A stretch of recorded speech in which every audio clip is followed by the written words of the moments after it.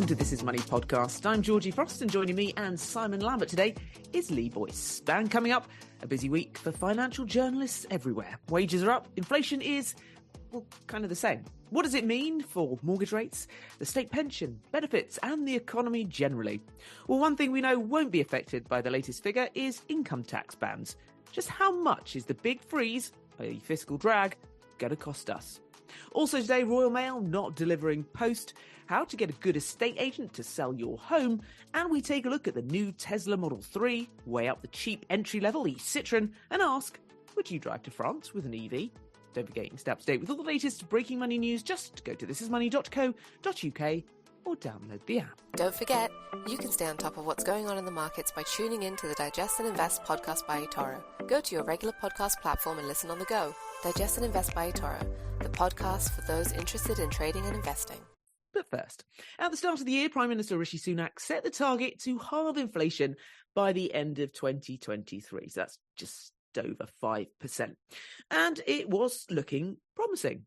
But we have the latest inflation figures, and they might have thrown a bit of a spanner into the works. September's CPI reading came out at 6.7%, exactly the same as August. So a few questions arise from this. Many, but we don't have that long. What will the Bank of England do next? And thus, where will mortgage rates head? We now know the third lock of the triple lock, but will it stay? Will benefits also rise in line with September's inflation figures? And will Rishi reach at least one of his 5 targets? Firstly, inflation figures came the day after we got wage growth data. Lee Boyce, Simon Lambert, welcome to you both. Lee, just dig into the details of those a little bit more. Cheese, I understand, is falling. Cheese. That's like, out of everything you picked, Georgie, you've gone cheese. Yeah. I love it. I went with the important stuff firstly. That's the stuff people want. Excellent news for Liz Truss. Exactly. Yeah, so we had the CPI reading this week, 6.7%, same as the month before.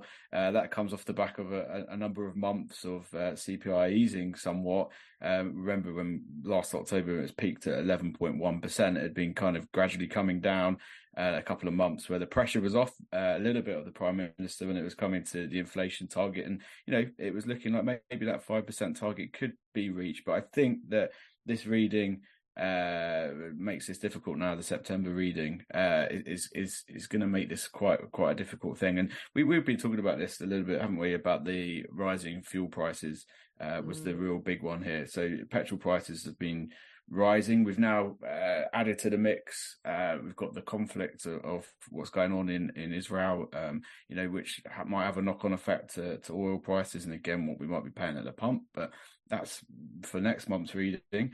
One little nugget of news talking about cheese. Food inflation has been falling somewhat. So that's one little. Still pretty high though, Lee, isn't it? It's still high. Yeah, there's no doubt about that. But the real rise of the CPI was the fuel prices. So up 3.6% month to month in September. Education CPI rose 1.8%, driven by a 6% hike in private school and nursery fees, which was well above the 3.7 last year. It is getting expensive to send your children to private school. I mean, it's expensive anyway, but it's getting more expensive. And nursery fees, I mean, the pressure that nurseries are facing, I hear it all the time. And prices are going up accordingly. So all of these things are making it difficult for this inflation figure to fall any further. I think when you look at the US, and they've managed to sort of get more of a curb on inflation. I think it's almost half of what we got here at the moment. And they've obviously done all of the interest rate rises, but now there's murmurs of more rate rises from the Fed. And then we've got more decisions to come before the end of the year about base rate. Does this influence the thought process behind another potential base rate hike next time round? Well, it's definitely more food for thought. I think if the inflation figure had come down somewhat, maybe it would be more nailed on that there was going to be a kind of freeze. But I think this sort of fuels the flames somewhat in that regard. It does indeed. I mean, Lee, you said about whether it's got further to fall. I imagine next month we'll see the energy price figures feed into those. So we might get a dip down. But Simon, the figures that the Bank of England are looking at closely. The core inflation, I think services as well are two, if you dig into those details. What are they telling us and what do you think? Because it seems to me, taking a look at the markets, still think there might be a hold next time. When is it? November the 2nd? Yeah, I don't think inflation sticking at 6.7% is a particularly major issue. There were expectations that it might come in at 6.6, but there were also expectations in other corners that it was going to come in higher because the price of petrol and diesel has gone up substantially in recent months, and that is, going to feed into the figures. I think the Bank of England knows that. I don't think the Bank of England is particularly concerned by that. And in fact, actually, if you look at something like petrol prices, for example, that does some of the Bank of England's job for it, because ultimately people can make two decisions. They can either drive less or they can just pay more for the petrol and have to spend less elsewhere. And there comes a point where a lot of people can only make the first decision up to a certain level, and then they have to just accept that the petrol is going to be more expensive. And most people just suck up the more expensive price of petrol. It doesn't make a huge amount of difference to the amount that people drive unless it spikes way, way, way higher. And that means that they have a bit less money elsewhere. So what you're seeing is that then feeds through into slowing down the economy, which is obviously the point of raising interest rates, which is why we look at core inflation. Core inflation excludes volatile fuel, energy prices and food, and also takes out alcohol and tobacco, which are basically tax. That's what you're paying. Core inflation, 6.1% in the year to September. That was down from 6.2% in August. So it's heading in the right direction. Recent high was 7.1% in May. That was what sparked the freak out over the summer that sent mortgage rates spiraling and interest rate expectations spiraling. We've come out the other side of that freak out now. Core inflation is heading in the right direction. Inflation's heading in the right direction. Whether Rishi's going to halve it by the end of the year is a matter that's very much up for debate. He's not got that long left. But I suppose he can always point to petrol prices and say, it's not my fault, Gov. But what I think is important for the Bank of England is the decision of whether they go one more now, next time round, maybe one more this year, basically, ultimately, or whether they hold for the rest of this year, because I think it's going to be easier for them to go one more, maybe, November, December, than it is if they hold until the start of next year to then go one more next year. And expectations are erring towards the side that we're done. Nobody's quite willing to come out and say, cast iron, we're done. They aren't going up any further. But then you had the Fed and Jerome Powell talking yesterday, and everybody's thinking the same thing about the US. And then he's saying, well, we might not be done here. And that's sent markets on another wobble. And we've seen bond yields spiking in recent weeks. We've seen them spike and come down a bit and then spike again. And all of these things fit together. And it shows the sort of uncertainty that's there. But even if there is one more here or in the US, or even if there's two more, I think we're very much near the top of the cycle this time round. It's the what happens next after that that's the big question. Yeah, don't worry, I won't ask you that quite yet. Where I want to go now is mortgage rates. If the Bank of England are going to hold or even raise it slightly, we still, Lee Boyce, aren't we seeing mortgage rates edge down? I mean, I'm checking the Money Facts daily press releases. It's down like teeny tiny points. Sometimes it holds every day. What do you think? Where's it going? I think the mortgage market has definitely settled. Simon was talking about that May spike again and sort of the freak out, and mortgage rates started to kind of go higher again. In the last sort of 2-3 weeks, we have seen some major lenders bringing out some relatively competitive deals, and it's been a slow. It's not like all of a sudden mortgage rates going to come flying down. There's definitely more competition. Lenders are definitely in the market for trying to get more people to go with them. And as a result, we are seeing mortgage rates slightly ease. but I think they're probably just about settled at where they're going to be at the Wow, moment. because I was reading someone saying 4.5% by the end of the year. Is that a wee bit optimistic then? Well, I don't know. I don't know if that's optimistic, but I mean, the difference between,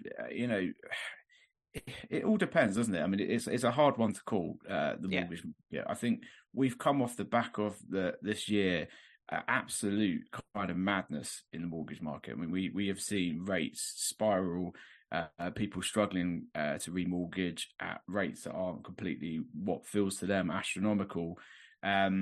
I think that 4.5%, I mean, there's not much more of the year to go. And we have seen some major lenders come out with some sub 5% deals. There's no doubt about that. But, with a mortgage, it just depends on your circumstances, doesn't it? And how much LTV you need and what kind of length you're looking at. There's so many variables in it. So it depends on your circumstances. My hunch is at the moment they have kind of got to a level point where, we might see some rates falling and we might see the overall rate coming down somewhat. I think that maybe more of those kind of moves might happen in the new year when perhaps lenders are feeling more kind of aligned to what is going to happen next. What is going to happen next to interest rates? If we reach the peak of the interest rate cycle, will we start seeing movements down? I mean, that's what I think the next big thing is.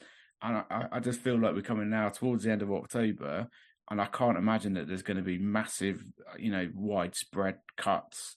But there might be potentially, the good thing is about mortgage that quite often you can take your mortgage out or, have it, that offer, and then you can change it later on down the line. So it's not like you'll take this mortgage out and it's this rate right now. And then if a rate comes down 1%, the likelihood is you could probably still take advantage of it. So there's not the other thing, the flip side to this, and another signal that kind of we might be at the kind of peak is savings rates, and the fact now that fixed rate savings are really starting to come down somewhat, especially the 1 year fix, which has been the kind of barometer of where the best deals have been. We're in this unusual circumstance where fixing for 1 year has paid you more interest than 2, 3, 5 years, which is really quite an unusual thing. But we are starting to see those rates dropping off, which might be a signal that maybe mortgage rates have got a little bit further to soften this year. But it's a hard one to call. All you can say is you can deal with the facts of the last couple of weeks, and that is lenders like Nationwide and HSBC have been cutting rates, and that can only be a good thing. They're such major players that the smaller competitors really have to make cuts as well to sort of keep up.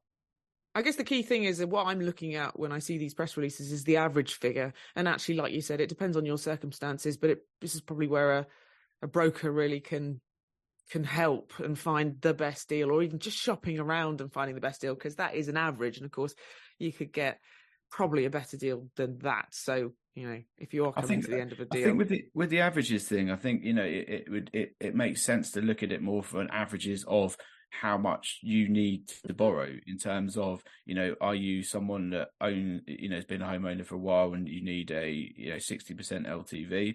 If you're someone that's got a 10% deposit and about to buy a home, you 90% LTV.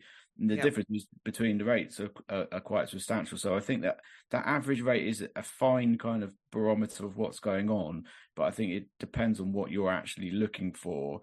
It could be quite vastly different to that figure. And I think that's, the big cuts have come for those people that are looking for a 60% LTV, essentially, because lenders see them as the safest bet.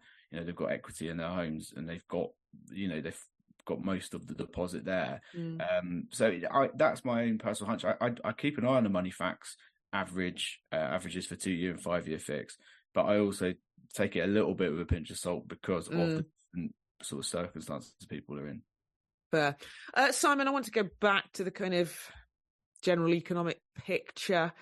Your article on the inflation figures included a little bit about stagflation and whether we'll have it and whether recession is on the cards. These are big economic terms with big consequences to the pounds in our pocket. Likely? Maybe.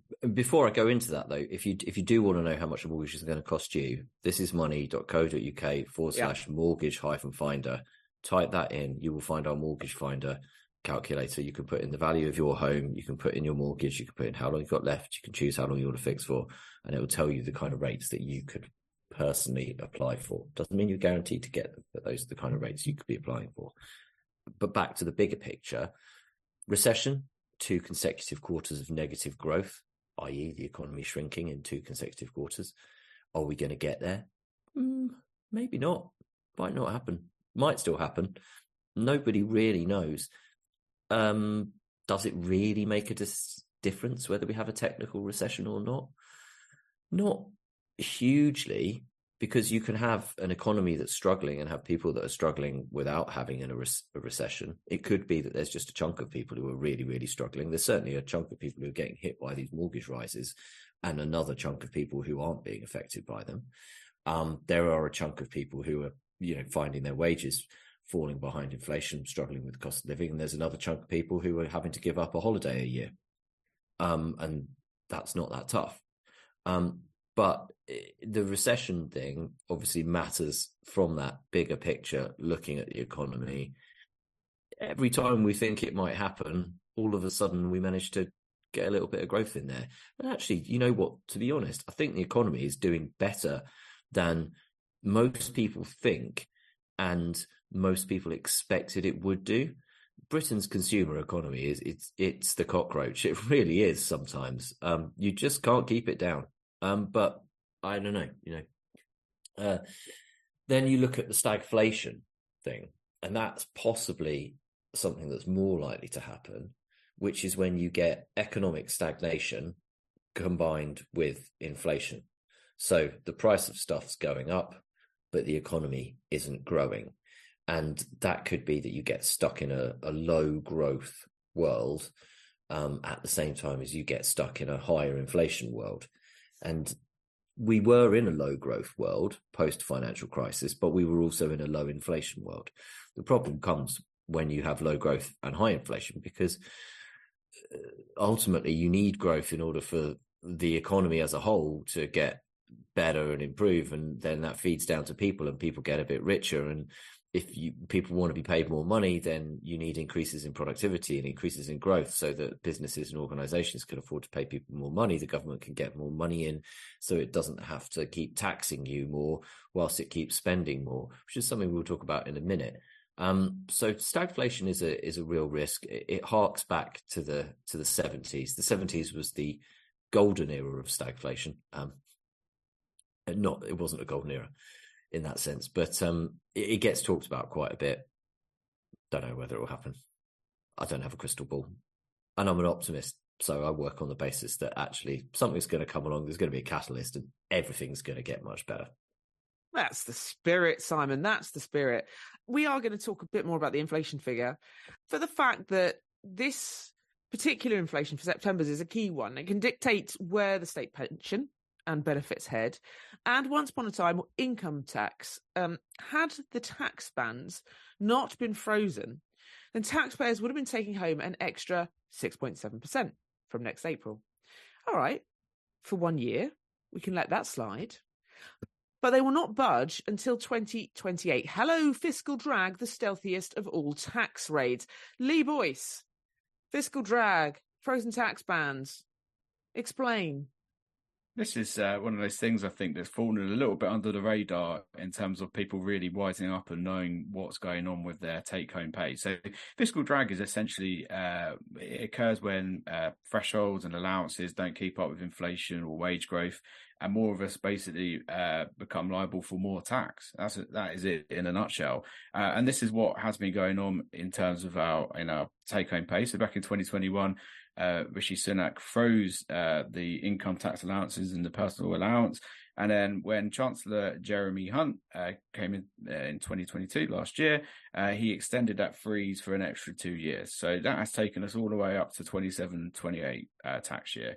Now, as you say, usually these bands and allowances would be rising with inflation, and this marks a important month because this would be the figure which would be used. Now, if a personal allowance is currently at £12,570, which it was at 2021-2022, by 2024-2025, so which will be the financial year that starts from next April, that would be at a high of £15,225 if it had gone with inflation. And I think the number of people that are getting scooped into the higher rate tax bracket is a pretty big talking point at the moment. So the threshold is £50,270, again, where it was at 21, 22. If it had gone up with inflation, these are figures by AJ Bell, by the way, by 2024, 2025, it would be at £60,886. That's where the higher rate tax bracket would be sitting right now. And actually what it means is more and more people are getting dragged into the net. Essentially, millions more people are getting dragged into that higher rate tax, 40%. And I think that if people really kind of looked at this and thought about this, I think there would be quite a lot more anger about it. So, but that's why the government does it. It's the stealth tax of all stealth taxes. Yeah, because if you stood up at a red box, a budget and said, raising income tax by a penny or whatever it is, it doesn't look good. But according to the IFS, so the IFS did some research into this week. The number of people paying higher rate income, so who are on the higher rate tax bracket, was 3 million in 2010. It will be 9 million by 2027, according to their research. And put another way, that is 1 in 6 adults will essentially be higher rate taxpayers. Wow. That's a big old figure, and it's going to raise tens of billions of pounds more for the Treasury over the time. And I think that it's you get your way. It's one of those things, isn't it? Let's say that you have had wage growth this year. Let's say your employer's been kind and given you a pay boost. It almost feels at the moment for a lot of people that boost is just getting wiped away by the fact that they may be getting dragged into this higher rate threshold, or just feeling it in their pay packet anyway. And it's a very sneaky thing that's going on. And I just it's one of those things. What gives? We've got an autumn statement coming next month, middle of next month. Will anything change? Well, I wouldn't have thought it, but it's going to be more of a talking point, I'm going to suggest, between now and then. No, Simon, you don't agree? I don't. No. Look. No what? Okay, so I said this week, I opened my column with the line, there comes a point at which a stealth tax stops being stealthy. And by my reckoning, we reached that last autumn when Jeremy Hunt faced the backlash on this that his predecessors dodged. People have wised up to this. It might not be that everybody's wised up to it, or they've wised up to the full extent of it, but people have wised up, and I think this is, well, I think it's a major problem actually for people's earnings. This is a major problem for the Tories, and this is not a political podcast, right? Okay, we don't really talk politics on this, but I'll tell a story and explain why I think this is a problem. Way back when David Cameron decided to call the Brexit referendum and say that we were going to get a vote on whether we were going to be in or out of the EU, up until that point, it was a fairly niche interest. It was pretty fringe. So out of all my friends and family, so I'll take friends and family, not people that I work with in journalism, but friends and family, I only can think of one person who was really kind of agitating for a referendum on, we really need a referendum on the EU. Lots of people would grumble about the EU, right? They complain about it, this and that, Europe this and Europe that. The people weren't that interested in getting out. David Cameron calls his referendum. All of a sudden, it's headline news. Everyone's interested in this topic. But when he called it, pretty much everyone's general line of thinking was, yeah, he's called it. It's fine. We're staying in. That's the reason he thought he was going to get away with it, didn't he? He didn't want us out. He thought he was going to get away with it. And then it turned out that when this stuff hit the headlines, there was maybe a bit more of a sort of feeling of let's get out now than had been cottoned onto. And over the months after that, I sort of realised from reading the comments on our articles that there was this groundswell of opinion that actually, yeah, let's get out. And we had a poll, which we talked about at the time, and there was a huge number of people saying we would be better off outside of the EU than in. And this alerted me to the fact that maybe it might not be the clear-cut win for Remain that people were thinking. And I mean, you had the whole mechanism of Project Fear going on. The government was pro-staying in. The Bank of England was pro-staying in. All of the kind of authority figures were pro-staying in. And they were doing quite a heavy-duty job of trying to convince people to stay in. Now, obviously, our readership is slightly skewed. But this is money readership I'm talking about here, okay? So they're not like hugely skewed on it. But there was so much commenting going on. I thought, well, hang on a minute. This is definitely an issue. I didn't call it. I'm not claiming any kind of mystic Meg thing here, but I remember saying at the time before the vote, I don't think it's actually going to be the clear win that everyone's thinking for Remain. Now, when I'm reading articles that we publish at the moment on tax, my column yesterday that was published has 465 comments on it. And I read the comments. I do read the comments on my columns, not just the ones calling me an idiot. I read the other ones too. I would say about 90% of those people are complaining about the Tories and taxes, okay? And saying, what's the point? What's the point in voting Tory? What's the point in voting for the Conservatives? They've just whacked up our taxes. This is just a Labour government in disguise. We might as well vote for Labour. There's no reason not to vote for Labour now. They've been sticking up our taxes for years. It's just a load of grumbling about their taxes being stuck up. And again, this is money readership. It's reasonably balanced, but it probably skews towards voting Conservative. It skews towards, business, money, entrepreneurialism, all those kind of things. And people don't vote Labour because they're worried that they're going to do something bonkers and they're going to put up their taxes. That stops the kind of swing voter in the middle from voting Labour. I don't think that the Conservatives are going to win the election on that basis anymore, because I think that they've sort of gone round in circles chasing their tails on so many things in recent years that they might be falling down on the first one. And on the second one, people have clocked this. They've worked out how much of their money is being grabbed by taxes, by stealth taxes, by freezing thresholds, by all of the other tax traps in the tax code, because this doesn't just affect your income. This affects the savings tax on your interest. So everybody has £1,000 personal savings allowance. But if you're a high rate taxpayer, you only get £500. So all those people dragged into the high rate tax band, that's it. Boom, down to £500. If you're an additional rate taxpayer, you get no personal savings allowance whatsoever. Now, you had to earn £150,000 before you're an additional taxpayer until Jeremy Hunt reversed Kwasi Kwarteng's removal of it and dragged that down to £125,000, 140, which is a weirdly precise number. Why is that a weirdly precise number? Because when people earn more than £100,000, they start getting their personal allowance taken off them at a rate of £1 for every £2 they earn, which gives an effective marginal tax rate of 60% to those people. It's very difficult to elicit sympathy for people earning more than £100,000. But there is no way that you should have a tax system that goes 20% tax, 40% tax, 60% tax, 45% tax. That's just completely bonkers.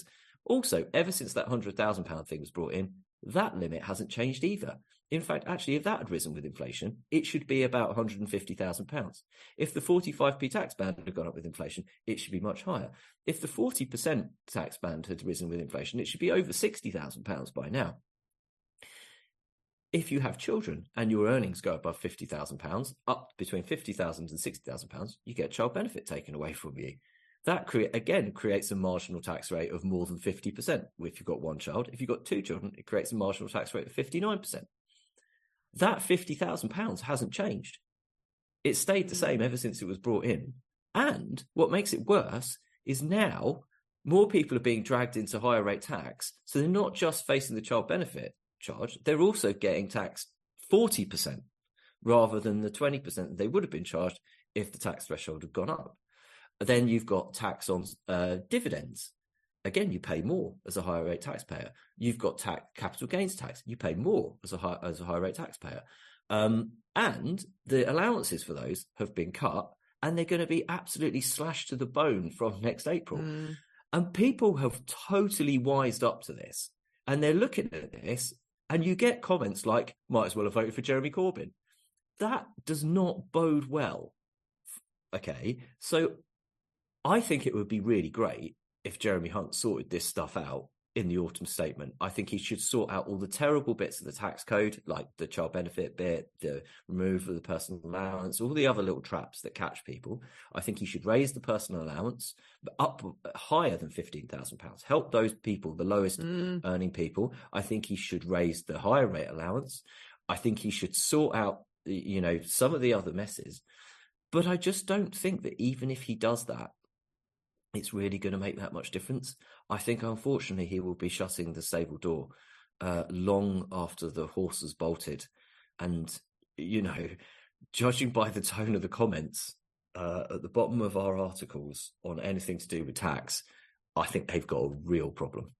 Yes, for not a political podcast, I'm afraid we do have to touch on these things. And if Labour come in, we will also be touching on the way that they deal with things. But Lee, I do have to ask you one final point on this. The latest inflation figure means that we have the 3 locks of the triple lock in place, 2.5%, wages, which were 8.5%, and inflation, which is 6.7%. And given the triple lock mechanism, it is whichever is higher of the 3. You don't have to understand a lot about maths nor about triple lock measures and strategies to know that 8.5 is higher than 6.7. So in that case, pensioners are going to get another big boost. Are they? That's fantastic maths, Georgie. Well done. That was really Thank great. you. Thank you. I loved it. It was really good. Yeah. So from April, the big question is now: will they stick with the triple lock at 8.5%? There's been some murmurings and some rumours that they might use a lower sort of 7.8% rate, which strips out the bonus element of this wage growth that they're saying is skewing the figure. And then, as you say, you've got a CPI rate of 6.7%. We did a poll on a story that Tanya Jeffries did, our pensions and investments editor. More than 3,000 people voted on this poll. How much should the state pension rise by next April? Fairly simple question. 88% said 8.5% rise. 6% said 7.8%. 5% said the CPI rate of 6.7%. And 1% said other. So I think that gives you, again, we talk about the polls on our website being slightly skewed, but it still gives a flavour of what people were thinking. And it could be all out war again if they scrap that 8.5, even putting it at 7.8%, even though the Treasury, the government could say, well, we've saved some money by doing this. It will still not leave a good taste in the mouth of state people that claim state pension. They will grumble about it. There's no doubt about it. So you're kind of damned if you do, you're damned if you don't type scenario. I'd be very surprised if it doesn't get stuck at 8.5%. I could understand the removal of the bonus part of the wage growth. I mean, it kind of makes sense. And then when you look at it on paper, it's a 0.7 percentage point difference. But people will get annoyed by that. If it's the optics, isn't it, Lee? Even if you say, "Oh, look," to be fair, but it's like the second time out of 3 years you'd be fiddling with the mechanism. Well, the figures are as follows, right? So with an 8.5% rise, if you've got a flat rate pension, you're talking about £11,502 a year, and a basic rate pension 169.50 per week, which is £8,814 a year. If you do the 7.8 rise, it's £11,427 a year. So a difference of about 50, 60 quid. It's about 70, 80 quid. Sorry, my maths there. And then the basic rate is 8,756 quid a year. So the differences aren't huge. So it's, I wouldn't want to be making this decision, Georgie. And with the general election coming up next year, I mean, I can't see much else other than 8.5%. You could explain all you want to the nation's pensioners. This is a fairer way of doing it. The numbers have been skewed by these one-off bonuses, to help improve the NHS, which is obviously a benefit for all, slightly more of a benefit for the older people, in fact. And actually that when you break it down, it's only £6 a month. But if we're all in this together and saving this money makes a real difference to the economy, and people will still be absolutely furious if they do not stick with the triple lock. The way promises work is you have to stick to them. If you make a promise, you have to stick to it.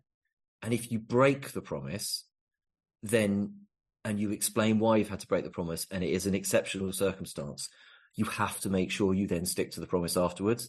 And unfortunately, The government tried to play its get out of jail card free 2 years ago when the wages numbers were skewed by the post-COVID recovery, and it can't play that card again. It's got to use the 8.5% figure. And if it knew there was going to be a problem with the figure, it should have dealt with that before now.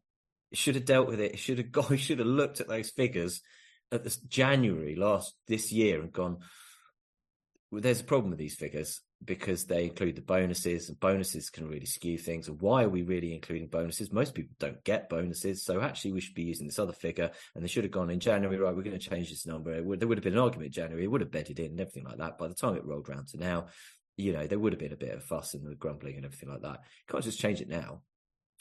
That's going to count as breaking the promise. I don't think they can do that. Like you got to stick to your promises.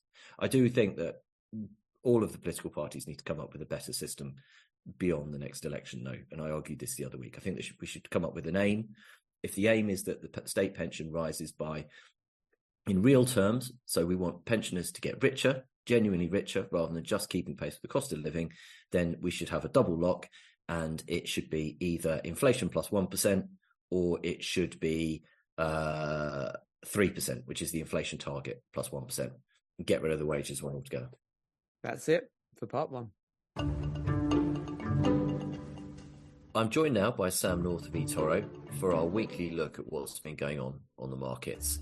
Sam, how has the past week been? A little bit rocky, perhaps, I think. Yeah, stocks have been feeling the pressure due to growing geopolitical tensions and rising bond yields.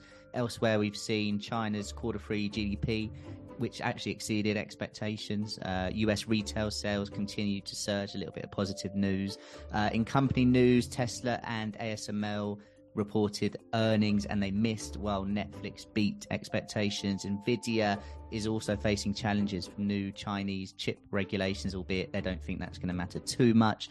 Additionally, Lululemon is now part of the S&P 500. As mentioned before, bond yields are on the rise. US 10-year at 5% or near it, with the German bond yield at 3% too. Stock valuations are holding up a little bit better this time, so a bit of a positive. But yeah, commodities market, Brent around $90 a barrel due to those concerns in the Middle East. US natural gas prices, however, did drop 10% due to increased production, inventories and mild weather. Yeah, a busy, rocky week. It hasn't been helped by comments from the Federal Reserve, which has given the stock market a knock today, and the FTSE 100, which had been sort of doing okay, has taken a bit of a knock this week as well, hasn't it? Yeah, that's it. I mean, there'd been a while, hadn't there, where the FTSE had been recovering a bit after an awful start to the year. So, yeah, these comments haven't helped too much. The markets have come under pressure, and it's now, going into a period where we're expecting seasonality to improve. This isn't going to help it too much. But, yeah, big week ahead. I'll obviously keep a close eye on what happens in the Middle East, where rising tensions could impact global oil markets. Big earnings as well. Microsoft, Google, Amazon, Meta all reporting. You've got Visa, Exxon and Coca-Cola too. And then on Tuesday, we get a glimpse of the global economic landscape with the flash October PMI data. Thursday, ECB rate decision and the highly anticipated US quarter-3 GDP figures as well. Also, for those that are looking at elections, Argentina and Switzerland have those at the back end of the week. So just a quiet week for half term then. Yeah, just a quiet one.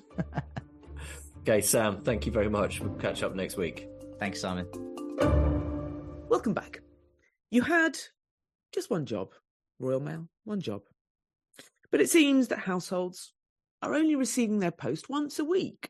Hospital appointment letters, birthday cards, parcels, and important bills have all gone missing because of delays caused by a staffing crisis. In Brighton, households say they're receiving mail as infrequently as just once a fortnight.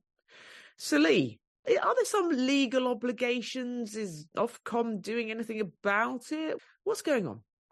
So firstly, we should say that this is a situation that's affecting certain postcodes around the country. So for some people, they are probably still receiving their post daily. I speak as someone with experience of this.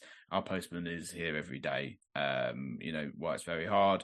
One of those jobs in which, without the posties delivering all this stuff, what would be getting done? That's my viewpoint.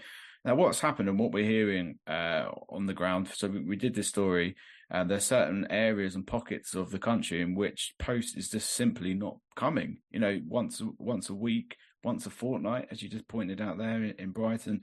That is simply not good enough. And it's simply not good enough when the cost of a first class stamp has gone up 14% recently from £1.10 to £1.25. People expect those letters to be delivered for those kind of prices. Now, since we've had this story, we've had lots of people write in with similar problems, saying that, for example, they didn't receive post. They hadn't received post for sort of a week, 2 weeks, and they went to the local sorting office and they had all of their letters and parcels there. They had to go and collect it themselves. We don't want to be in that scenario where we have to go and collect our own post every time we get it. And we've had lots of people write in that are actually posties and sort of telling us kind of what's going on. So we've got a follow-up coming on this story. But it's kind of worrying for people, especially if you rely on things, as you say, hospital appointments. We're still in a situation in a kind of world in which all of this stuff is automated and sent out by post, and there's not really another option, and that's the way these things are done. And if you're not getting that until after your appointment, well, that's not really good enough, is it? And we actually had Caroline Lucas commenting this story, who's the Green MP for Brighton, and said that lots of her constituents have been in touch, experiencing problems with deliveries, and they're missing hospital appointments.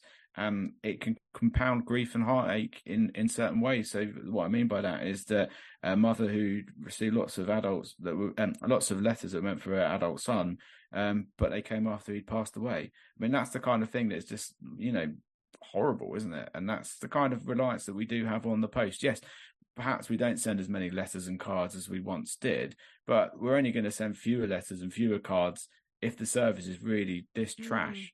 And you're right. So talking about Ofcom, they're investigating delivery failures, and it does have the power to fine Royal Mail if it uncovers, kind of what's going wrong. Is that going to help, Lee? I mean, is it going to help if they've got staffing issues and problems? Is drawing more money away from the company going to actually help them improve? Are there alternatives? Can we get someone else to do it? Feels like this is going on for ages. It's one of those things. They're under pressure from parcel delivery companies that, we've all got much more kind of reliant on getting things sent to our home in terms of packages and parcels. And that's one part of the business that, the Royal Mail has been trying to improve. But then is that at the detriment of its core business, which is, the letters and cards that people send? I don't know. I think having Ofcom breathing down your neck at least shows that, there's someone's watching you. There is a regulator watching you and saying, wow, people are paying for this service and they expect certain standards. And if those standards aren't being met, why aren't they being met? And why is it that certain parts of the country that appear to be struggling, why are they struggling? Where are these staffing issues coming from? Why is it being so difficult to, employ people for what is a brand, a name that is known across the country? Why is it so hard? I mean, to have the royal part of Royal Mail in there, I think people expect a certain standard. And at the moment, I'm not saying this is everywhere. As I say, I have no grumblings about our local post whatsoever. But for some people, this has become a real problem. And the real kind of anger and upset in some of the letters, I say letters we've received, but I mean, this is from email. Otherwise, we might not have gotten. Yeah, exactly.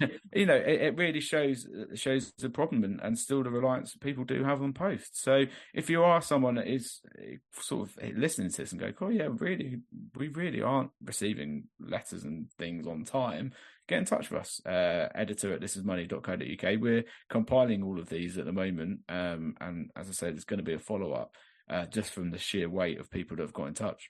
Wow. Right, Lee, we wait to see what you produce on that one. Now, moving on, picking an estate agent to sell your home is really important. A good one will make finding your buyer seem like a breeze. The wrong one, and it can cause untold stress, drag the whole process out, and you could end up being forced to reduce your asking price and ultimately sell for less. And there's also an article on your website, Simon, talking about gesundering being on the rise. So you've taken a look at how you pick a good one. What have you found? What tips do you have for us, Simon? A lot of these will probably feel fairly simple to people, but actually what often happens is people get a couple of estate agents around and then they just go with the one that's given them the highest estimate of what they can put it on the market for. That's not necessarily going to get you the best agent or get your house sold, though, particularly at the moment. If you price too high, you won't get people in through the door. What you really need in order to get the best price for your house is two different people who both want to buy it or more, having a little bit of a bid against each other and driving up the price. What you don't want is nobody coming through the door, nobody making any offers, because the price is too high, and then you have to cut it after it's sat on the market for a while, and then somebody comes in and lowballs you and you're disheartened anyway. And so these are the questions to ask them. What homes have you sold recently? Okay, that's like literally, what have you been doing recently? Looks very nice on Rightmove, your photos look great, but what are you actually selling, and how does that compare to your property?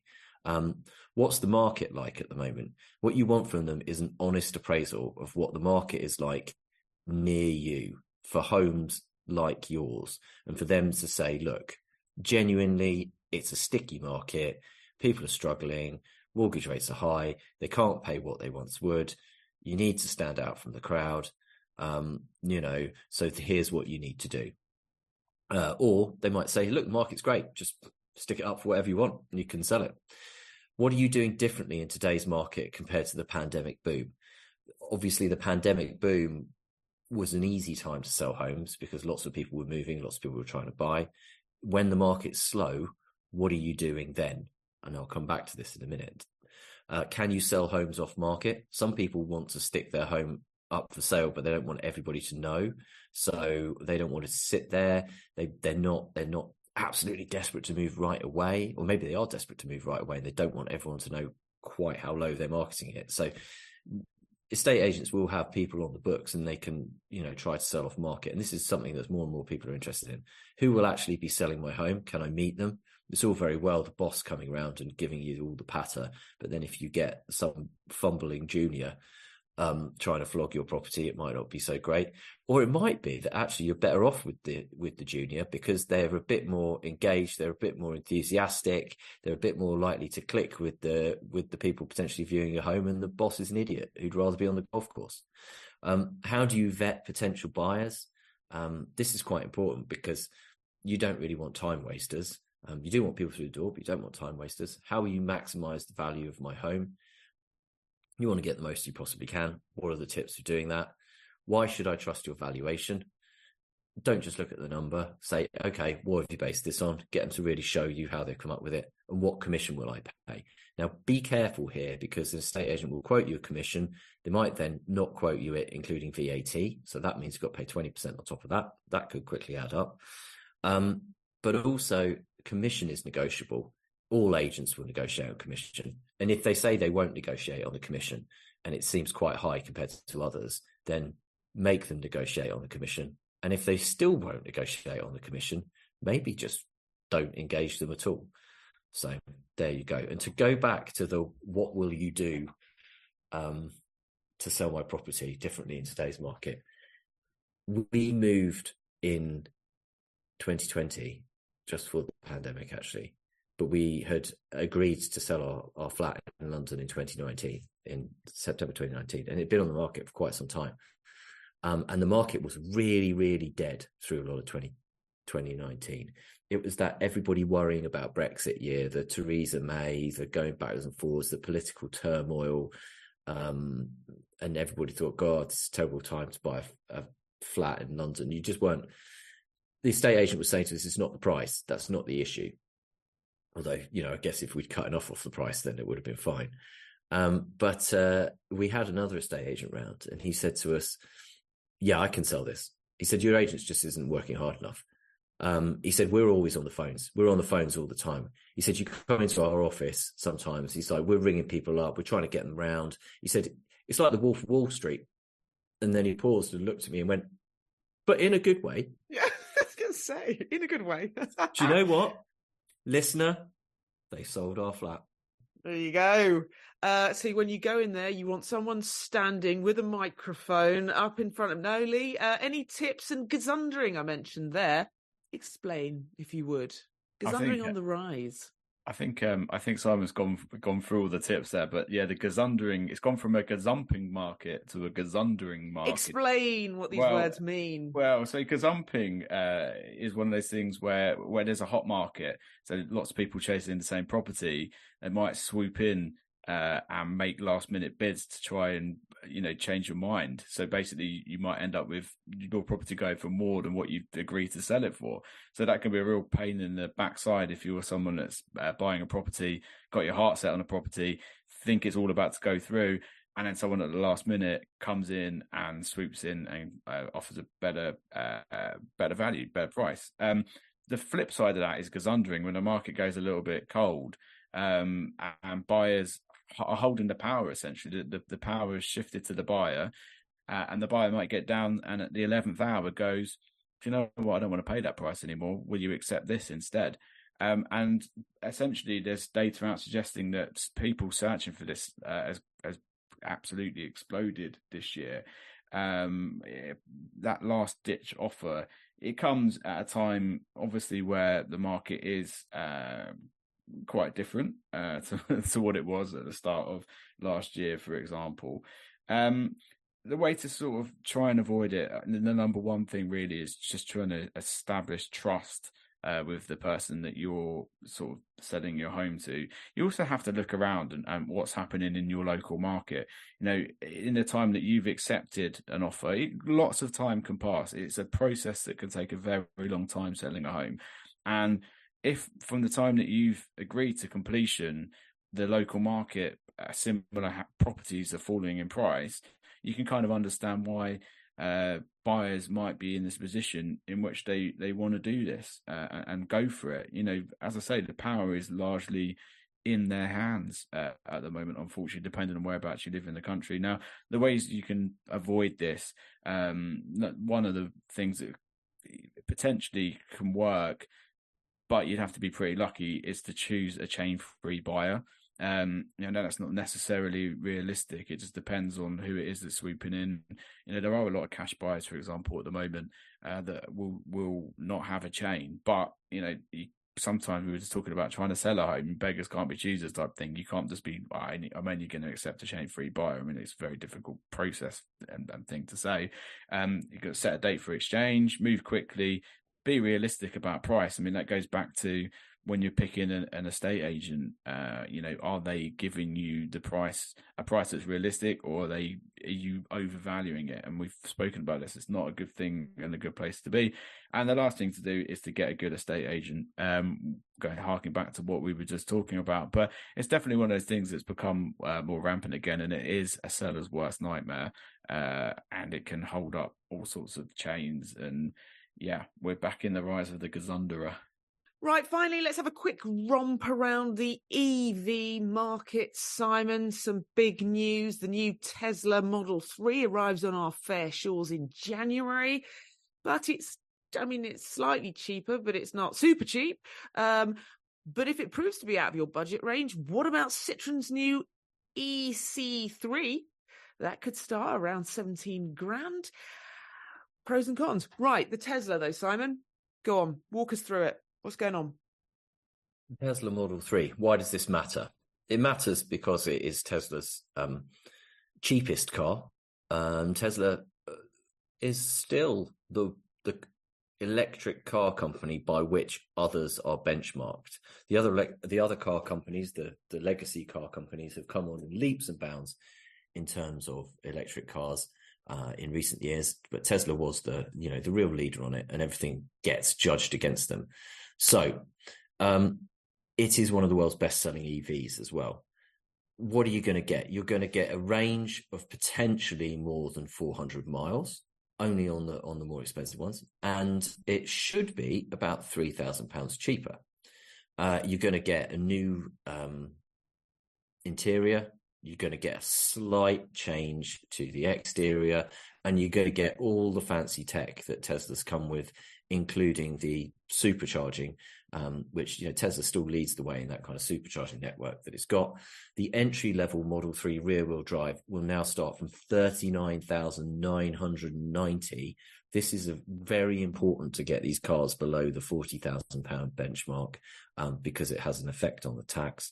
The long-range variant, the one with the longest range, will be just under £50,000. Expect there's probably to be quite high demand for it, but also expect it not to be quite as in demand as when the Model 3 first came out, because there is a lot more competition now, and there's also more competition from cheaper cars. Which leads us on to the Citroen's new EC3. It doesn't sound very snappy, I'll be honest. I think they can make more of an effort. I like things like Leaf. That's a nice name. Yeah, I'm not a fan of the whole random letters and number kind of car naming. Sometimes it works. The Mazda MX-5, I know there's more important example, things than that. Yeah, that's great. it's iconic, but sometimes when it just seems a little bit random, it doesn't work so well. But this is trying to answer the question that car buyers ask of where are the small, cheap electric cars? The problem with electric cars for many people is, brand new, is they're expensive. You're looking at £30,000 for a small hatchback, and it's way, way more than the equivalent petrol or diesel option. If you can still find a diesel version, and most of these small hatchbacks you won't be able to find a diesel option. So the EC3, unveiled in Paris this week, is expected to be priced from under £23,000 from launch, which makes it one of the cheapest EVs on sale. But an even cheaper version could follow. So a more affordable EC3 in 2025, with a range of just over 125 miles, could be priced under €19,990, which at current exchange rates works out as £17,000. Will they bring that to the UK market, though, or will that be saved for the French? They might sell it to other Europeans as well, but obviously bringing it to the UK market means sticking the steering wheel on the other side, which bumps up the cost a bit for Citroen. 125 miles worth of range, that's not a lot. And then when you take that to the real world, you might be looking at under 100 miles. But you've got to bear in mind that most people's journeys are quite short. And so this obsession with range is a bit misguided, because I can't remember what the average is, so I'm not going to make the number up.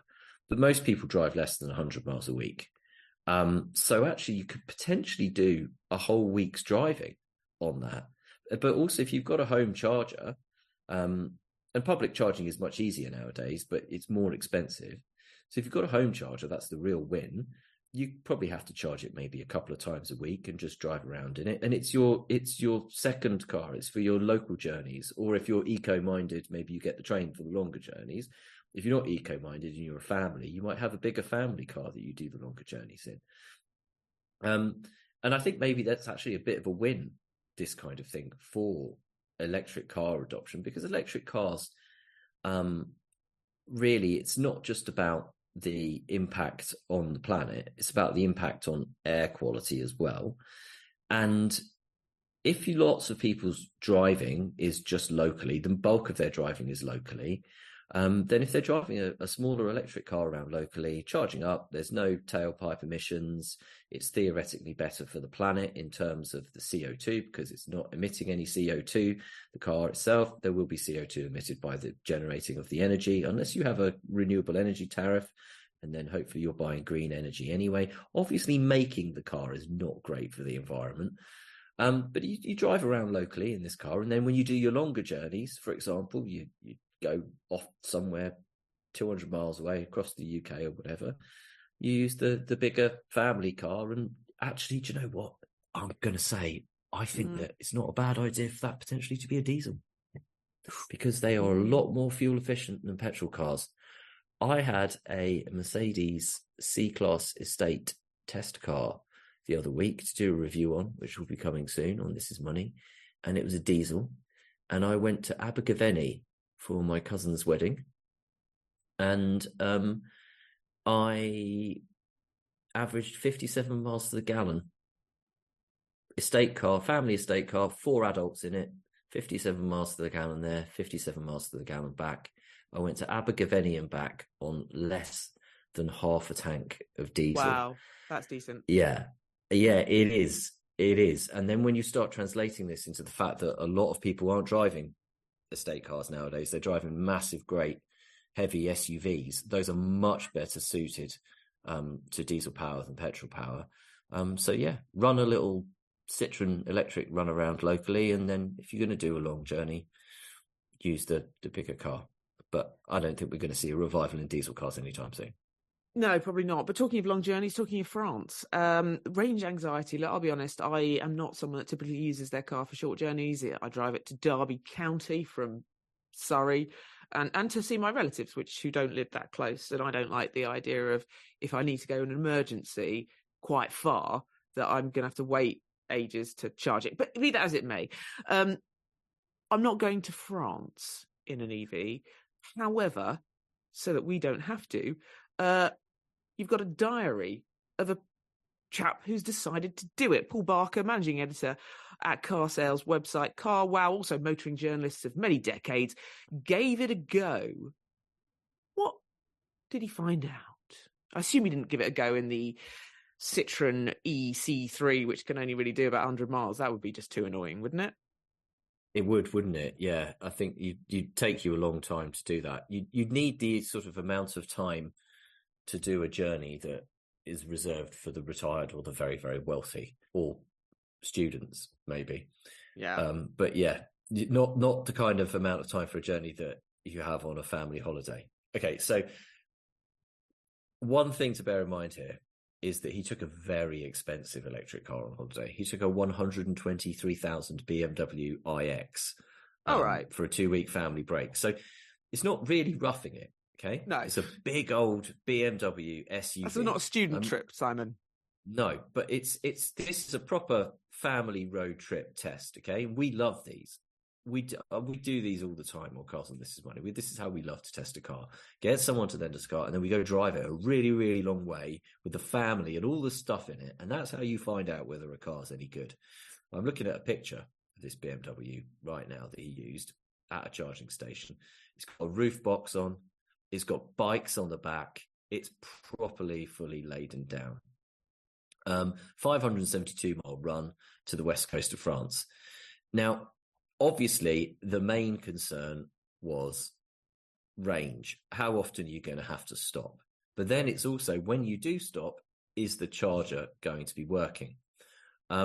Didn't go amazingly well at the when they first started to try to do this, because they discovered that one of the chargers was flashing up and out of order on the screen.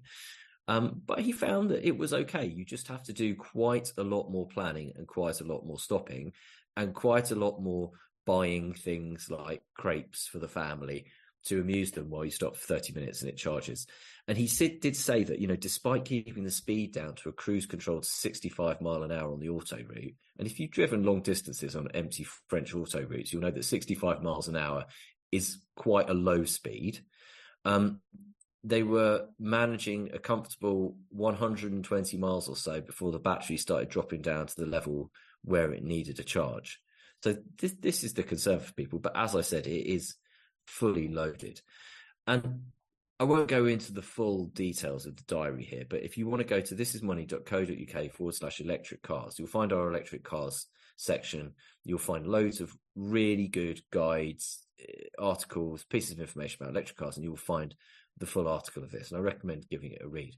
What I would say is that I have considered doing this. I have considered getting an electric car, review car, and doing one of our long family holiday journeys. So basically, we went away in summer. We went right down to the southwest coast of France, the bottom. By the time we'd been there and come back, we racked up 2,000 miles. Last Easter, we drove to the Alps to go snowboarding, skiing. We racked up pretty much 2,000 miles. So I've thought about doing a 2,000-mile journey and testing it out. Not so worried about the range stuff. I think it's okay. You just have to plan ahead. You just have to plan to stop. But when I've worked it out in my head of how many times are we going to have to stop compared to how many times we'd have to stop in a petrol or diesel car, and how long are we going to have to stop for each time, and how much of an extra hassle is this going to be, I must admit that I haven't done it yet. But if you do, Simon, make sure you get one well over 100 grand.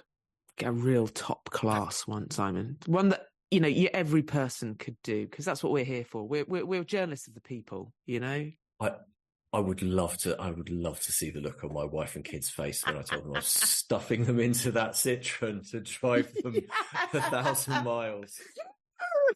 I love it. That would be a lot of stops. Right, that's it. You can keep up to date with all the latest breaking money news. Just go to thisismoney.co.uk or download the app. And if you have any comments or questions for the team or anything you'd like them to look into, Simon?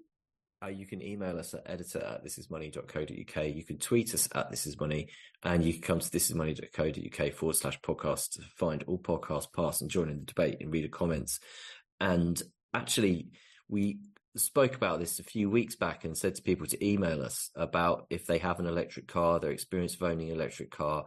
We still want more of those. So if you've got an electric car, if you listened to what I just said and you thought that you disagreed with me because you've got an electric car and none of these things are a problem, or actually you thought, you know what, this is absolutely true. I've got an electric car. I've done that long journey. It was a right pain. Or I've done that long journey and it was totally fine. Email us, editor@thisismoney.co.uk, stick electric cars in the subject line. We're going to pull together the best of those for an article. You don't have to be named in the article, and we'll talk about it on the podcast soon. So yeah, we want to hear more of that. Indeed. And if you like our podcast, why not rate us wherever you found us? It helps other people find us too. Don't forget, you can stay on top of what's going on in the markets by tuning in to the Digest and Invest podcast by eToro. Go to your regular podcast platform and listen on the go. Digest and Invest by eToro, the podcast for those interested in trading and investing.